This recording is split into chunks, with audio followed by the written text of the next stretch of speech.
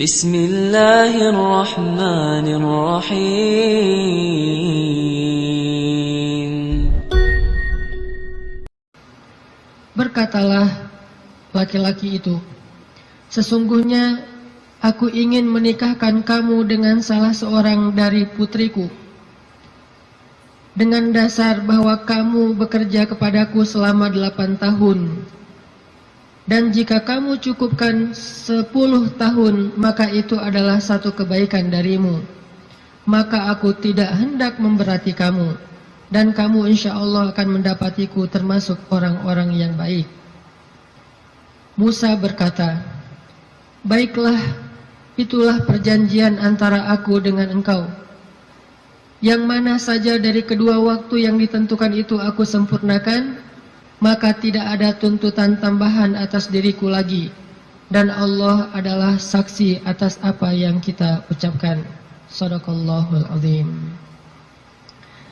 Teman-teman yang dirahmati Allah Subhanahu wa taala, itulah kisah, salah satu penggalan kisah dari kisah Nabi Musa yang sangat panjang di dalam Al-Quran. Nanti kita bisa melihat bagaimana Nabi Musa tetap fokus kepada cita-citanya, tetap fokus kepada keinginannya, tetap fokus kepada himmah, azam, apa yang selama ini dicari oleh Nabi Musa alaihissalam. Walaupun adegan hidupnya berubah-ubah. Karena manusia itu menjalani hidup dengan adegan yang kadang-kadang kita tidak menduga. Saya merasa bahwa hidup saya itu penuh dengan kejutan dari Allah. Saya orang Aceh asli, anak dari orang tua yang mungkin bukan orang kaya, tapi tiba-tiba Allah mentakdirkan saya kuliah di Mesir, lalu pulang dari Mesir saya tinggal di Bandung. Sampai hari ini banyak adegan dalam hidup kita itu, banyak hal yang kita nggak pernah menduga. Adegan hidup bisa berubah, tetapi azam harus tetap ada di dalam diri kita, di dalam hati kita. Sehingga adegan-adegan yang kita alami, apakah itu adegan sekolah, belajar, adegan menikah, adegan bekerja, adegan berteman, semua adegan dalam hidup kita itu harusnya menjadi sebuah potensi, kekuatan, dan penyemangat buat kita mendapatkan apa yang sudah terazam dalam hati kita. Gak boleh cita-cita kita itu berubah gara-gara adegan berubah. Gak boleh harapan kita itu berubah gara-gara situasi berubah. Harusnya harapan kita itu kepada Allah Subhanahu wa taala tidak berubah sama sekali, walaupun hidup kita terus dinamis, berubah-ubah sesuai dengan kondisi, tetapi harapannya tetap sama. Kayak ibarat tadi orang pengen nikah, udah aja fokus nikah. Kalau dia bekerja, niatnya bekerja supaya bisa mempersiapkan mahar yang layak buat calon kekasih. Apa mahar yang layak? Minimal mah 1 miliar, 1 villa, ya, mobil Alphard. Setuju yang di belakang?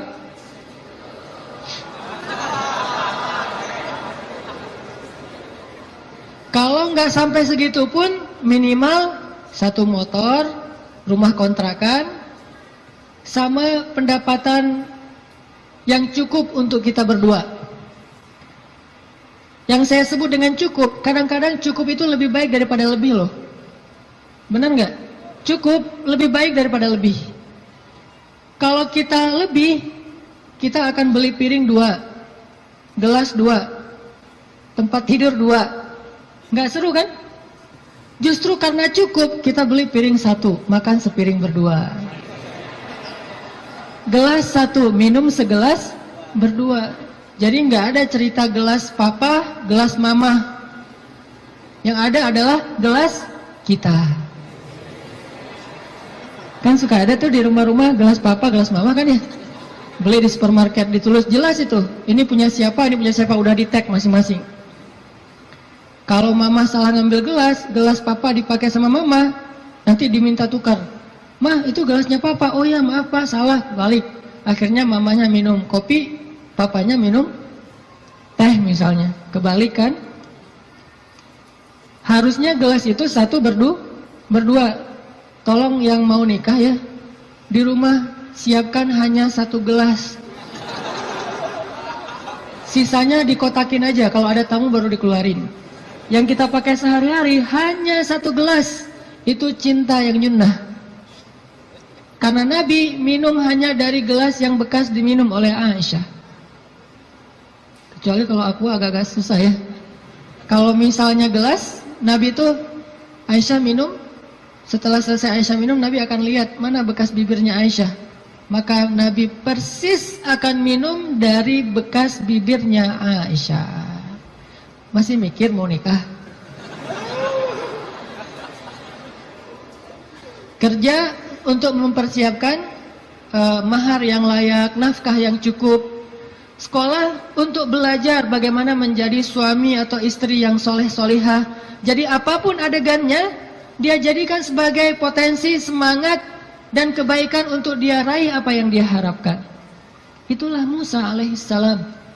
Dia punya sebuah azam, dia punya sebuah cita-cita, ingin membebaskan Bani Israel dari perbudakannya Fir'aun, ingin melakukan revolusi di negeri Mesir, ingin mengajarkan kepada Bani Israel la ilaha illallah, ingin mengajarkan kepada Bani Israel agama Yahudi. Sehingga adegan dia menikah pun dia mencari seorang perempuan yang bisa mendukung dakwahnya. Jadi dia bukan mencari seorang perempuan yang hanya dia senangi saja. Bukan mencari seorang calon istri yang hanya ngeklik doang tuh di hatinya. Tapi dia mencari calon istri selain ngeklik di hatinya, calon istri ini juga bisa melengkapi dia, menyempurnakan dia dan menolong dia dalam segala urusan dakwah di jalan Allah Subhanahu wa taala. Ini namanya fokus. Jadi salah satu yang ditanya itu adalah mungkin di antara CV yang perlu diketahui, siap enggak kalau ternyata suaminya ini aktivis dakwah? Siap enggak kalau suaminya ini misalnya harus aktif berdakwah, kadang-kadang berkorban dengan harta keluarga untuk kepentingan dakwah. Seperti Rasulullah SAW berdakwah didukung oleh Khadijah. Sungguh kalau tidak ada Khadijah, kayaknya dakwah Nabi itu juga bakalan banyak sekali masalah. Untung Allah Subhanahu wa taala memberikan pendukung pertama buat Rasulullah justru yang berasal dari rumahnya sendiri, kekasih sejatinya Rasulullah, yaitu Khadijah. Sehingga ketika Nabi berdakwah, yang mendukung dakwahnya Nabi itu justru Khadijah. Bayangin kalau Nabi berdakwah, justru yang memusuhi dakwah Nabi adalah istrinya sendiri, itu berat banget. Kayak Nabi Lut dan Nabi Nuh alaihissalam. Itu yang paling berat. Makanya kalau kita tadi baca di dalam surat Al-Qasas, kisah dakwah, kisah cintanya Nabi Musa alaihissalam, dimulai dari kalimat yang ada di ayat 22, asa rabbi ayyahdiyani sawa as-sabil. Semoga Tuhanku akan membimbingku ke jalan yang lurus. Artinya Nabi Musa itu berserah diri kepada Allah. Ya Allah, kalau engkau pertemukan saya kepada seorang calon istri saya, pertemukanlah dengan seorang perempuan yang membuat saya tetap di jalanmu. Kalau engkau memberi saya pekerjaan dan rezeki, berilah saya pekerjaan yang membuat saya tetap di jalanmu. Kalau engkau memberikan saya teman dan sahabat, berikanlah saya sahabat dan teman yang membuat saya tetap di jalanmu. Intinya, sawa asbil, ihdinas siratal mustaqim. Itu fokusnya Nabi Musa. Gak pengen gara-gara cinta, akhirnya keluar dari sawa as-sabil. Gara-gara perasaan, akhirnya keluar dari siratal mustaqim. Ini fokusnya Nabi Musa. Cinta anugerah dari Allah, tapi jangan sampai anugerah itu menjauhkan kita justru dari pemberinya. Ini fokus Nabi Musa. Asa Rabbi ayyahdiyani sawa as-sabil. Jadi kalau saya nanti ketemu keluarga baru, mudah-mudahan keluarga itu keluarga yang bisa membantu saya untuk terus berada di sawa as-sabil. Kalau saya ketemu calon suami, mudah-mudahan suami itu yang membimbing saya. Waj'alna lil muttaqina imama, membimbing saya tetap di sawa as-sabil, di jalan yang Allah ridhoi. Ini fokus. Dan kalau kita fokus di sawa as-sabil, gak usah khawatir, Allah punya banyak rencana baik untuk kita.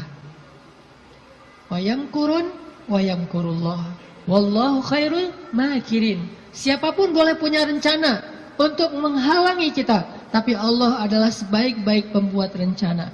Udah ikutin aja sawa as-sabil. Fokus di jalan yang lurus. Sawa itu bahasa lainnya istiwa. Atau dalam bahasa Arab kadang-kadang orang Arab suka nyebut dengan istilah khatul istiwa. Terus jadi bahasa Indonesia katulistiwa. Itu bahasa Arab. Katulistiwa itu dari kalimat khatul istiwa. Khat artinya garis, istiwa artinya lurus, garis lurus. Katulis, karena kita nggak bisa bilang kha jadinya ka. Khadijah jadinya Khadijah. Sama kayak misalnya orang Sunda nggak bisa bilang ain jadinya e.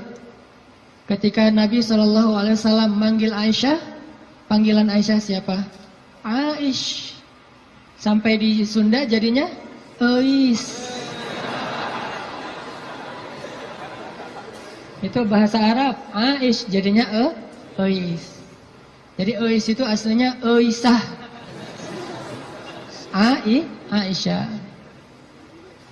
Tetaplah di sawa as-sabil, tetaplah di jalan Allah yang lurus. Nggak usah berbelok, nggak usah keluar dari garis itu. Kalau udah terlanjur keluar, buru-buru balik. Karena Allah cuma memberikan jaminan kebaikan bagi orang yang tetap berada di sawa as-sabil. Kalau dia keluar dari situ, Allah sudah tidak menjamin apapun.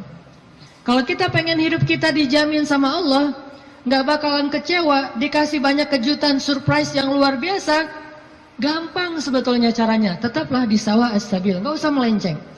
Kalau kita udah tetap di sawa as-sabil, tunggu aja, terus berjalan di setiap beberapa titik, nanti kita akan temukan Allah menyediakan surprise buat kita, sebagaimana Allah sediakan untuk Musa alaihissalam.